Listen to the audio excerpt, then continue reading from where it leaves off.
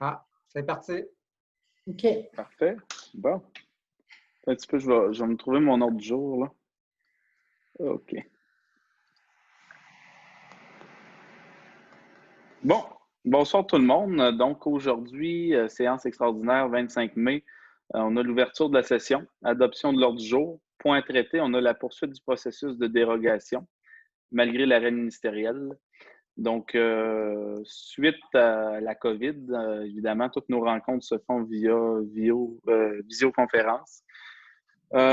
Nos chers amis du gouvernement ont décidé de compliquer un petit peu les choses, puis de nous faire une résolution comme quoi on pouvait faire des dérogations mineures, même dans ce contexte-là, via des séances à huis clos. Donc, c'est pour ça qu'on se réunit ce soir.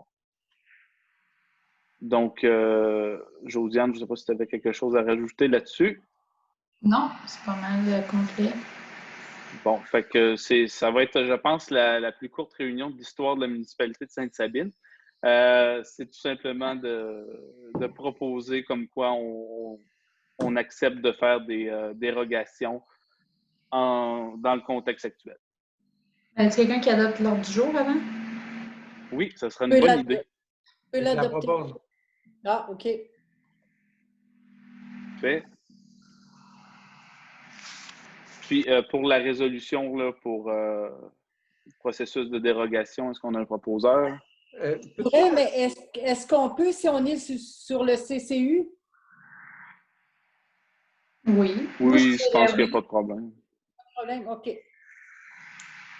Mais pour être plus précis, là, Simon, là on adopte une résolution pour faire des dérogations ou pour, vu qu'on est en visioconférence, c'est une dérogation, ça? Puis C'est que le gouvernement, la machine gouvernementale n'a pas encore fait la distinction entre une petite municipalité et la Ville de Québec, malheureusement.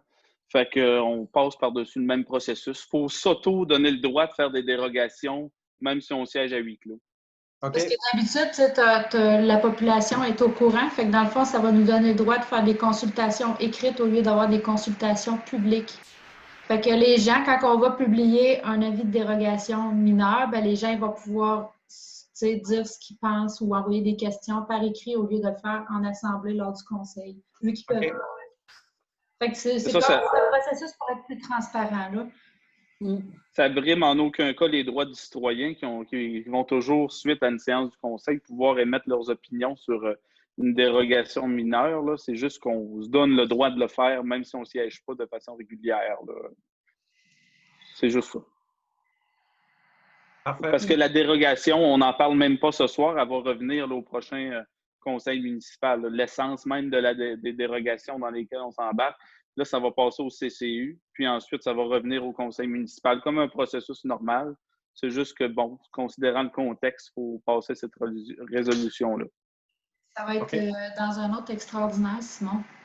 Parce que c'est 15 jours, la vie publique, c'est 15 jours, fait qu'on n'arrivera pas à temps. C'est ça. Bon. Parfait. Fait que étiez-vous tout à l'aise avec ça? Oui.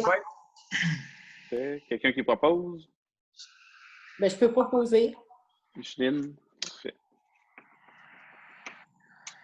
Super.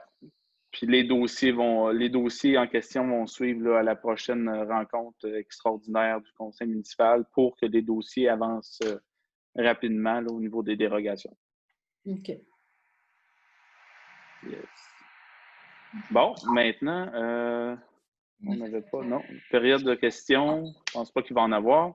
Donc, qui propose la levée de l'Assemblée? Claude? William, il l'a dit. Ah, William. Okay. Parfait. Puis là, 19h11.